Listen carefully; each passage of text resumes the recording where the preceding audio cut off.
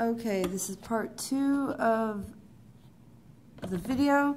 I actually ran out of battery in the last video.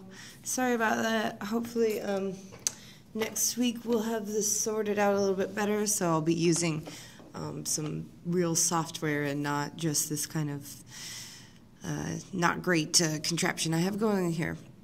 Okay, so we needed to factorize this completely, and that was 3a squared b plus 6ab squared. And we were looking at that and we said, okay, here's our first term, here's our second term. What do they have in common? So first I look at the coefficients, which are the numbers, 3 and 6. And I could divide 3 and 6, I can divide them both by 3. So I've taken 3 and I've written it here. Then I look, and this has an a times an a. This has just an a. So together, in common, they have this one a, and I've written it here. And look, this has b, and this has b times b, or b squared. So that's just a b in common, and I'm going to write that down. So we've got 3ab. So 3 times a times b. And that's everything that they've got in common between the two terms. I'm going to write my parentheses, my brackets out here. And now what I'm going to do is I'm going to take a look at this, and it's basically 3 times a times b times what gets me 3a squared b. So 3 times 1 gets me 3, so I don't need to write that again. A times a would get me a squared. And then b times 1 would get me b, so I don't need to write that again. 3 times a times b times a gets me 3a squared b. And same thing again, 3 times what gets me 6, that's 2. A times what gets me a, that's just 1, so I don't rewrite that. B times what gets me b squared, and it's b times b. And there we are. And once again, I can just check to make sure that works. So I'm going to check this down here real quick. Check. 3ab times a is 3a squared b. 3 times 2 is 6. A times, there's nothing that times it by, so 6a. And then b times b is b squared. And we look, is that the same thing as what we have up here? 3a squared b plus 6ab squared. Yes, it is. So we'll move on to the next question. All right, question 6. Question 6. Most people got this one right. There are a few people who just made it maybe a little bit too hard for themselves. Something plus something plus something plus something plus something equals 45. So E is that something can has to be the same number. It's E plus E plus E plus E plus E, so it's that same number added together 5 times gets me 45. And what works for that? You could either simplify this, right? And that's 5E, 1, 2, 3, 4, 5 equals 45. And then we could divide each side by 5 to isolate E, or get E by itself. So 5 divided by 5 is 1, and then we're left with that E there, equals 45 divided by 5 is 9. Or you could have just said, what if I add it together, 5 times gets me 45, 9 is what works for that. Okay, and we just check our work. 9 plus 9 is 18, plus 9 is 27, plus 9 is 36, plus 9 is 45. So that does work. Solve 18 minus x equals 13. And I said I'm going to do mine all using inverse operations in general. But in this case, it's actually just a lot simpler to just look at it and see what it is. 18 subtract some number equals 13. Okay? Well, 18...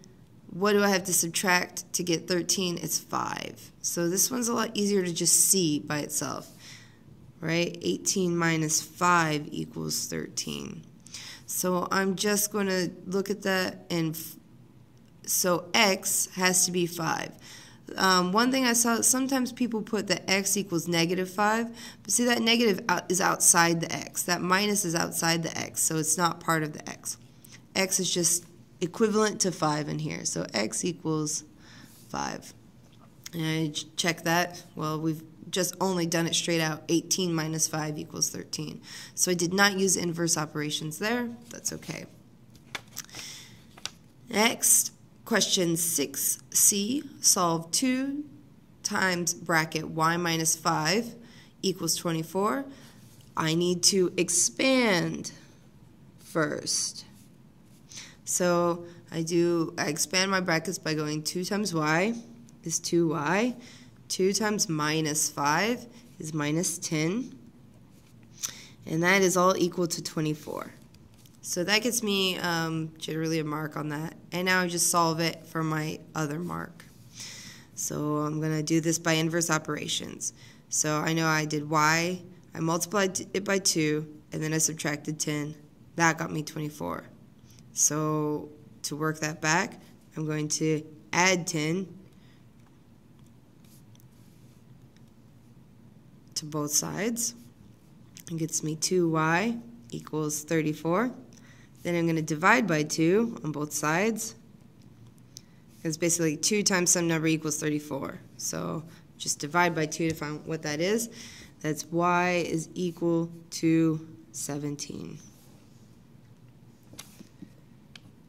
Okay, and as always, we check this always, always, always. Especially now our check is not trivial, so check. 2 times 17 minus 5. Is that equal to 24? So first I'm going to do, whoa, oh boy. Huh. Okay, first I'm going to do my brackets. It's going to be 17 minus 5 is 12. So I've got 2 times 12 equals 24. 2 times 12 is 24. 24 equals 24, so we're happy. I'm just going to circle this so that we know that that's actually the answer is 17. Okay, and factorize 15p plus 40. So our factorization game, we once again look. We've got these two coefficients, the numbers out here, and we just see what can I divide both into 15 and into 40. And so I know that I could divide them both by 5. So I'm going to write 5 on the outside. They don't both have a variable. That's the letter portion. They don't have that. So I don't have any variables in common. So this is the only thing they have in common is that I can divide both of them by 5. So I'm going to put my brackets here. And then 5 times what gets me 15p? That'd be 3p. All right, 5 times 3p is 15p. 5 times what gets me 40? And that's 5 times 8. Okay, and we can check that in the normal way. Just expand this out. Does it end up being this? Then yes, we're good. And if it doesn't, then we don't. So let's actually just do that real quick. Check. 5 times 3p equals 15p. 5 times 8 equals 40. So that's 15p plus 40. And we know that we're good. Question 7, solve. A plus A equals 18. And I said normally I do these by inverse operations, but you could just do this by inspection. I need a number. You add it to itself, it gets 18. So look, you just try some numbers. 10 plus 10 is 20. That's too big. So 9 plus 9 actually is 18. So A must equal 9. It's only worth 1 mark. Just make sure you get the right number. And you can always check 9 plus 9 equals 18. Okay. Here we go. I did this one by inspection as well, which is just basically looking at it and trying some numbers. And in this case, something minus 4 equals 8. Well, I'll do this one with inverse operations, though, just to be sure. So something minus 4 equals 8, so I'm going to add 4. That's our opposite operation. So 8 plus 4 is 12. 4 minus 4 plus 4, that cancels out, and I end up with b equals 12. And then I'm just going to check that. Check. Is 12 minus 4 equal to 8? Yes. 8 equals 8, so we know that we're good to go. And our answer was b is equal to 12. Another one, 7 times c equals 28. My inverse operation, this is 7 times c, so I'm going to divide by 7. Divide by 7. And 7 divided by 7 just leaves you with 1. And there's that c as well, so we bring that c. And then 28 divided by 7 is 4. And then we just check to make sure that works. Check. 7 times 4 is equal to 28. That's 28 equals 28. Yes. So we are happy with that. The only reason I'm asking you to check these, because they're quite simple, and you don't have to write down your checking for these simple ones, but just make sure that this actually does work. Because the only people who miss ones like this, they just didn't check that their answer worked, right? If you came up here with something like 4, like b is equal to 4, and then you put 4 minus 4 equals 8, well, you can see immediately 4 doesn't work for that. 4 minus 4 is not 8. So the only way to really miss these problems is just kind of not checking your work. And you can check in your head for these ones. For the other ones, bigger ones you want to check on paper, but these ones you can check in your head. And then work out the value of p. We've got p equals 2x plus 3y, x equals 5, y equals 4. This is just substitution. So we do 2 times x, and what is our x? Is 5. So 2 times 5 plus 3 times y. Our y is 4. And then we just use BIDMOS. So multiplication before we do addition. So 2 times 5 is 10. 3 times 4 is 12. 10 plus 12 equals 22. Okay? And just double check that your arithmetic is all right. I did see a few people get 10 plus 12 equals 32. You don't want to miss marks for something silly like that. So our p is equal to 22. And we move on to the next one. Solve 3x minus 2 equals x plus 7. And so that's x minus 2 in brackets. Once again, we're just going to expand this first. So our expansion step. And this gets us some marks even if we can't solve the equation. So 3 times x is 3x. 3 times minus 2 is minus 6 equals x plus 7. All right, so that gets us some marks. And then we need to get x isolated. So first of all, we need x to be on the same side. So what I do is I've got x here on this side. I want to move it over to this side. So I'm going to subtract the x from that side to get rid of it on that side. I don't want it on that side. But if I do it to this side, then I do it to this side as well. So I do 3x minus x is 2x minus 6, because that didn't change. X minus x gives me 0, which I don't need to write down. That's nothing. 0 plus 7. So I'm just going to write 2x minus 6 equals 7. Now, inverse operations. I want this x by itself. I'm going to add 6 to both sides because I'm getting rid of this minus 6 on this side. And if I do it to this side, I have got to do it to this side. So 2x minus 6 plus 6. This ends up going to 0 there. So we're just left with the 2x equals 7 plus 6, which is 13. And then it's 2 times x equals 13. So I'm going to divide by 2 on both sides. That gets rid of my 2 here. Gives me x is equal to 13 divided by 2 is 6.5. Okay? And then I'm going to double check that. I'm just going to check to make sure that this is indeed true. So I'm going to write up here, check. That's 3 times 6 minus 5 minus 2. Is that equal to 6.5 plus 7? Okay, so all I've done is I've replaced my x's, I've substituted in 6.5, which is what I got for x, into x. So 3 times 6.5 minus 2. 6.5 minus 2 is 4.5. So we've got 3 times 4.5. Is that equal to 6.5 plus 7? Okay, so 7 plus 6.5 is 13.5. All right? And then let's just see. 3 times 4 is 12. So I'm just going to show you how I'm going to do this really in a quick way. 3 times 4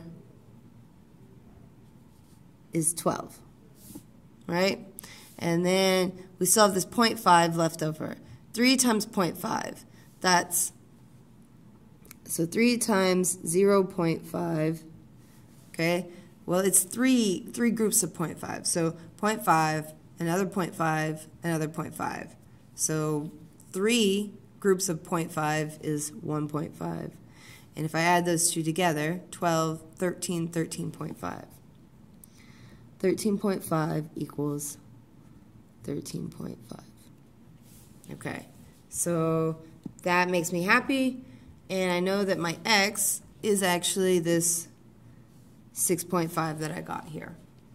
And I've even checked it to make sure I got the marks. Okay, Stephanie thinks of a positive number. She squares the number and adds 7. The result is 43. What number did Stephanie think of? This is just a solving an equation, and some people seem to like these better because it's in words and they can think about it a little bit more easily. But it's just solving equations. We're just going to work this backwards. So she thinks of a number, squares it, adds 7, gets 43. So if she adds 7 to her number, she gets 43. So I'm going to do 43 minus 7. Okay, and that gets me 36. So I know if she squares her number, she gets 36. Well, what are my squares again? There's 1 squared, 2 squared, 3 squared, 4 squared, 5 squared, 6 squared, 7 squared, and so on. So I just check them all. 1 squared is 1 times 1 is 1. 2 times 2 is 4. 3 times 3 is 9. 4 times 4 is 16. 5 times 5 is 25. 6 times 6 is 36. Oh, that's what she got. She got 36. So she must have squared 6. So the number she starts off with is 6. And we'll just double check that. Okay, she thinks of a positive number. Okay, and we said it's 6. She squares it. 6 times 6 is 36. And then she adds 7. 36 plus 7 is 43. All right, this one works, and so we'll go with that. Okay, question 10, factorize 3x plus 6. And once again, we are going to just look at those first terms, those terms there. 3x is one term, 6 is the other term. What do they have in common? I could divide 3x by 3. I could divide 6 by 3 as well. So I'm going to put that on the outside and put some brackets because there's nothing else they've got in common. So 3 times what gets me 3x? Well, 3 times x. 3 times x gets me 3x. 3 times what gets me 6? 3 times 2. So that is 3 times x plus 2. All right. And then expand and simplify. Let's just take a look at that one as well. So first we need to expand. So it's always 5 times y, 5 times minus 2. So 5 times y is 5y. That's this. 5 times minus 2 is minus 10. Then plus 2 times y is 2y. 2 times minus 3 is minus 6. Most people expanded this first part correctly, but only halfway expanded this one. So you can't just, expand one and not expand the other. You have to expand them both fully. Now, that's my expand. Now I need to simplify. So let's look on here. We've got 5y, and y is, we need to look for the like terms. So there's another y here, so it's 5y plus 2y. And then our next term, one thing I always think about with my terms is that they always come with the sign that's in front of them. So there's 5y, here's 2y. My next terms are the ones without a letter on them. It's minus 10 and minus 6. Minus 10 and minus 6. Those are like terms, but they come with the sign that's attached to them. Minus 10, minus 6. So now we can just add those up. 5y plus 2y is 7y. Minus 10 minus 6 is minus 16. Okay, so adds a 3-mark question there. And as long as you do it step by step, it's not bad. And even if you made a mistake in one step, say you expand incorrectly, you could still simplify it correctly and still get some marks for it. Okay, and here we are at this last bit. Okay, factorize 4x plus 10y. So we look, I need something, what's in common between 4x and 10y? And I could divide 4 and the 10, I can divide those by 2. And then there's nothing in common with the letters, so there's nothing else in common. So now I think 2 times what gives me 4x, and it's 2 times 2x gets me 4x. 2 times what gets me 10y, and that's 2 times 5 gets me 10, and then we need a y in there, so 2 times 5 gets me 10y. And the last one here, x squared plus 7x. Alright, so how are we going to do this? We just do the same thing that we've done up here before, which is, what do these have in common? Let me even write this out long just to make sure. This is actually x times x plus 7 times x. So you can see if they both needed to give away an x, here's an x that they have in common, here's an x. They don't have anything else in common. They don't have any numbers that are in common between them. So I'm going to write that x on the outside here.